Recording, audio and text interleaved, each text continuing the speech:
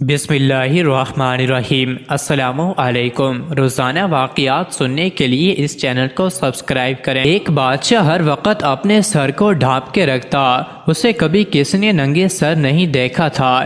بہت سے لوگوں نے اس راز کو جاننے کی کوشش کی، لیکن بادشاہ ہر مرتبہ کمال مہارت سے بات کا رخ موڑ کر جواب دینے سے بچ جاتا۔ ایک روز اس کے وزیر خاص نے بادشاہ سے اس راز کو جاننے کی ٹھان لی۔ حسب سابق بادشاہ نے بڑی کوشش کی کہ کسی طرح وزیر کا دھیان ادھر ادھر ہو جائے، لیکن اس نے بھی جاننے کا مصمم ارادہ کر رکھا تھا۔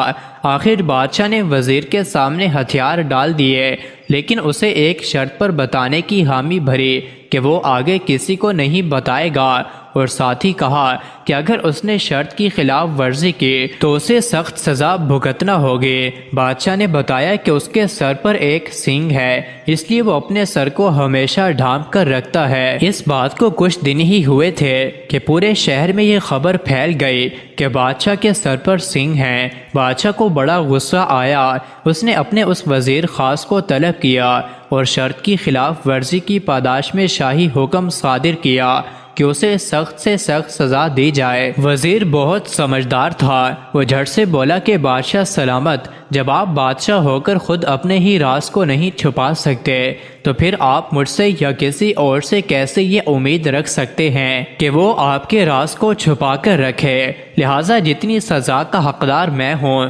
اتنی آپ کو بھی ملنی چاہیے۔ زبان سے نکلے ہوئے الفاظ اور کمان سے نکلا ہوا تیر جب نکلتے ہیں تو دو کام ہوتے ہیں۔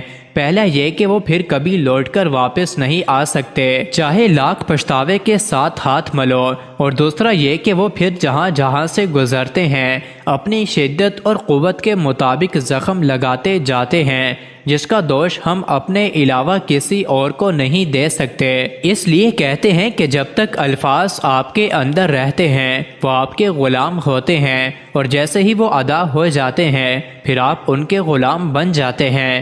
پھر پوری زندگی آپ کو اپنے عمل اور کردار سے اپنے کہے ہوئے الفاظ کی پاسداری کرنی پڑتی ہے۔ نوشیروہ بادشاہ کے وزیر و مشیر کسی اہم مسئلے پر بحث کر رہے تھے اور ہر ایک کی رائے دوسرے کی رائے سے مختلف تھی۔ نوشیروہ نے خود بھی اس بحث میں حصہ لیا اور اپنی رائے پیش کی تو اس کے وزیر نے اس کی رائے کو پسند کیا۔